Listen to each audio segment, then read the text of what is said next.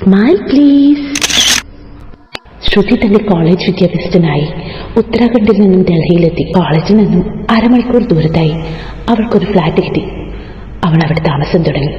അമ്മയും അച്ഛനും ശ്രുതിയോടൊപ്പം ഉണ്ടായിരുന്നു. ഫ്ലാറ്റ് മുഴുവൻ ക്ലീൻ ചെയ്യുമ്പോൾ ഒരു പഴയ കാർഡ്ബോർഡ് ബോക്സ് കിട്ടി. അമ്മ അതെടുത്ത് ബാൽക്കണിയിൽ കൊണ്ടുവച്ചു. കുറച്ചു ദിവസം ശ്രുതിയോടൊപ്പം താമസിച്ച് അമ്മയും അച്ഛനും മടങ്ങി. അമ്മയ്ക്ക് ശ്രുതിയെ വിട്ടുപോകാൻ മനസ്സ് വന്നതേയില്ല.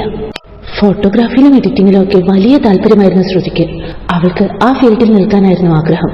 പക്ഷെ വീട്ടിലെ സാമ്പത്തികം അതിനനുവദിച്ചില്ല. പ്രൊഫഷണൽ ക്യാമറ എന്നത് അവളുടെ സ്വപ്നമായിരുന്നു. ഡൽഹിയിൽ വന്നപ്പോ അവൾ ഒരുപാട് സന്തുഷ്ടയായിരുന്നു. കോളേജിൽ അവൾക്ക് ഒരുപാട് ഫ്രണ്ട്സിനെ കിട്ടി. നെക്സ്റ്റ് സാറ്റർഡേ തന്നെ അവർക്കായി ഒരു ചെറിയ പാർട്ടി നടത്താൻ അവൾ തീരുമാനിച്ചു. അന്നൊരു വെള്ളിയാഴ്ചയായിരുന്നു. കോളേജിൽ നിന്നും മടങ്ങിയതും പാർട്ടിക്കായി വീട് വൃത്തിയാക്കൽ ആരംഭിച്ചു. ബാൽക്കണി വൃത്തിയാക്കുമ്പോഴാണ് ഒരു ബോക്സ് അവളുടെ ശ്രദ്ധയിൽപ്പെട്ടത്. കുറെ ദിവസം അവിടെ കിടന്ന് ആ ബോക്സ് മൊത്തം ചിതൽ വന്നിരിക്കുന്നു. വല്ലാത്തൊരു ദുർഗന്ധം അതിൽ നിന്നും വമിച്ചുകൊണ്ടിരിക്കുന്നു. പക്ഷേ അവൾക്ക് ആ ബോക്സിനോട് വല്ലാത്തൊരു ആകർഷണം തോന്നി. ശ്രുതി അത് തുറന്നു നോക്കി. പഴയ വസ്തുക്കളോടൊപ്പം ഒരു വിന്റേജ് ക്യാമറയും അതിന്റെ റീലും ഉണ്ടായിരുന്നു. അവൾക്ക് ഒരുപാട് സന്തോഷം തോന്നി. അവൾ അതിൽ നിന്ന് പഴയ റീൽ മാറ്റി ന്യൂ റീൽ ഇട്ടു.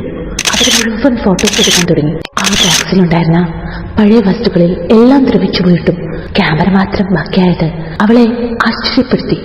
പുറത്തു പോയപ്പോ ചെടികളുടെയും പൂക്കളുടെയും ഒക്കെ ഫോട്ടോ എടുത്തു. ശ്രുതിയുടെ ഫ്ലാറ്റിനടുത്ത് ഒരു ആന്റി താമസിച്ചിരുന്നു, മിസ്സസ് കിഷോർ.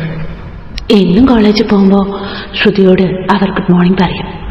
ആന്റിയെയും പൂച്ചയെയും കണ്ടപ്പോൾ അവൾക്ക് അതിൻ്റെയും കുറച്ച് ഫോട്ടോസ് എടുത്ത് കൊള്ളാമെന്ന് തോന്നി. ആ ഫോട്ടോസ് ഡെവലപ്പ് ചെയ്ത് ആന്റിക്ക് ഗിഫ്റ്റായി കൊടുക്കുകയും ചെയ്യാം. അടുത്ത ദിവസം തന്നെ അവിടെ അടുത്തുള്ള ഒരു സ്റ്റുഡിയോയിൽ പോയി ഫോട്ടോസ് മുഴുവൻ അവൾ ഡെവലപ്പ് ചെയ്തു. അതിനൊക്കെ ഒരു എൻവലപ്പിലാക്കി ശ്രുതി മിസ്സസ് കിഷോറിന് കൊണ്ടുകൊടുത്തു. അവർ വളരെ ഹാപ്പി ആയിരുന്നു. ഫ്ലാറ്റിൽ തിരിച്ചെത്തിയ ശ്രുതി മറ്റു ഫോട്ടോസ് കൂടി നോക്കുവാൻ തുടങ്ങി.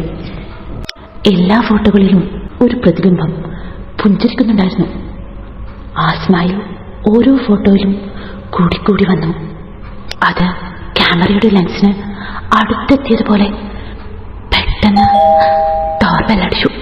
അവളുടെ കൂട്ടുകാരായിരുന്നു. പക്ഷേ ശ്രുതിക്ക് എന്തോ വല്ലായ്മ പോലെ. ഹൗസ് പാർട്ടി വേണ്ടെന്ന് പറഞ്ഞു അവരെ തിരിച്ചയച്ചു. അവൾ വീണ്ടും ക്യാമറക്കരികിലെത്തി. അവൾ അവളോടെ തന്നെ പിക്കെടുക്കാൻ തുടങ്ങി. പെട്ടെന്ന് കണ്ണാടിയിൽ ക്രാക്ക് വന്നു. ശ്രുതി കയ്യിൽ നിന്നും ക്യാമറ താഴേക്ക് വീണു. അവളുടെ തന്നെ മുഖം കണ്ണാടിയിൽ.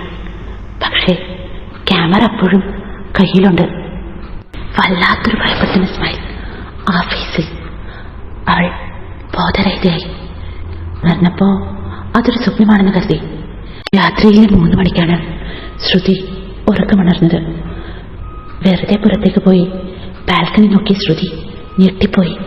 അവിടെ മിസ്സസ് കിഷോർ ബാൽക്കണിയിൽ. വല്ലാത്തൊരു സ്മൈൽ അവരുടെ മുഖത്തുണ്ടായിരുന്നു. അവൾക്ക് നിലവിളിക്കണമെന്ന് തോന്നി. പക്ഷെ ശബ്ദം പുറത്തേക്ക് വരുന്നില്ല. ഉണർന്നപ്പോ ബെഡിലായിരുന്നു. അവളുടെ ബെഡിൽ മിസ്സസ് കിഷോറിന്റെ പൂച്ച. അവൾ സ്വപ്നമാണെന്ന് വിചാരിച്ച് വീണ്ടും ഇറങ്ങി. ഫ്രണ്ടിന്റെ കോൾ വന്നപ്പോഴാണ് ശ്രുതി ഉണർന്നത്. പൂച്ച അവിടെ തന്നെ ഉണ്ടായിരുന്നു. പൂച്ചയുടെ കണ്ണുകൾ വല്ലാതെ തിളങ്ങിക്കൊണ്ടിരുന്നു. പുതപ്പിലെ കാൽപ്പാടുകൾ മുഴുവൻ രക്തം. ബാൽക്കണിയിൽ നോക്കിയപ്പോ മിസ്സിസ് കിഷോർ ബാൽക്കണിയിൽ തന്നെ ഉണ്ടായിരുന്നു. അവളുടെ ബെഡിലും ഫ്ലോറിലും മുഴുവൻ രക്തമുണ്ടായിരുന്നു. വേഗം ക്യാമറ എടുത്ത് അവൾ ഡസ്റ്റ്ബിനിലിട്ടു. അപ്പോഴാണ് ആ പഴയ റീൽ അവൾ കണ്ടത്. അതെടുത്ത് നോക്കിയതും താൻ രാവിലെ എടുത്ത മിസ്സിസ് കിഷോറിന്റെ ഫോട്ടോസ്, കൂടെ ശ്രുതിയുടെയും. തന്റെ നിഴൽ, അതോടൊപ്പം വല്ലാത്തൊരു ഭ്രാന്തമായ സ്മൈൽ ആ മുഖത്തുണ്ടായിരുന്നു. അവൾ അടുത്ത റീൽസും എടുത്തു നോക്കി. അതിൽ മുഴുവൻ അവളുടെ കുട്ടിക്കാലത്തുള്ള ഫോട്ടോസ് ആയിരുന്നു. അടുത്ത ഫോട്ടോയിൽ അവളുടെ അരികിൽ ആ പ്രതിബിംബം. അത് വല്ലാതെ സ്മൈൽ ചെയ്തുകൊണ്ടിരുന്നു. പെട്ടെന്ന് തന്നെ ഡസ്റ്റ്ബിനിലുണ്ടായിരുന്ന ക്യാമറ ഫ്ലാഷ് ചെയ്തു. അവൾ അവസാനത്തെ ഫോട്ടോ എടുത്തു നോക്കി. അതിൽ ഏറ്റവും ഭയപ്പെടുത്തുന്നത് അവളുടെ അരികിൽ മിസ്സസ് കിഷോറും അതുപോലുള്ള കുറെ ആൾക്കാരും അവളോടൊന്നിച്ചുണ്ടായിരുന്നു. അവരുടെയൊക്കെ മുഖത്ത് അതേ സ്മൈൽ. അവൾ വല്ലാത്തൊരു ഭയത്തോടു കൂടി വീണ്ടും നോക്കി. അപ്പോ അവളുടെ മുമ്പിൽ സ്മൈൽ. പിന്നീട് ഒരിക്കലും ശ്രുതിയെ ആരും കണ്ടില്ല. കോളേജിൽ അവൾ വന്നില്ല. പാരൻസിനെ വിവരം അറിയിച്ചു. ഫ്ലാറ്റിലുള്ളവർ അവളെ തിരഞ്ഞപ്പോൾ ഫ്ലാറ്റിൽ അവളില്ലായിരുന്നു. വർഷങ്ങൾക്ക് ശേഷം അവളുടെ പെട്ടിയിൽ നിന്ന് വിൻറ്റേജ് ക്യാമറ എടുത്ത സഹോദരൻ വെറുതെ അവിടെയൊക്കെ ഫ്ലാഷ് ചെയ്തു. കൂട്ടത്തിൽ അവിടെ ഉണ്ടായിരുന്ന ഒരു മരത്തിലും ക്ലിക്ക് ചെയ്തു. മരം ഉണങ്ങിയതായി അവന് തോന്നി. അതിൻ്റെ കോപ്പി എടുത്ത അവൻ ഞെട്ടി.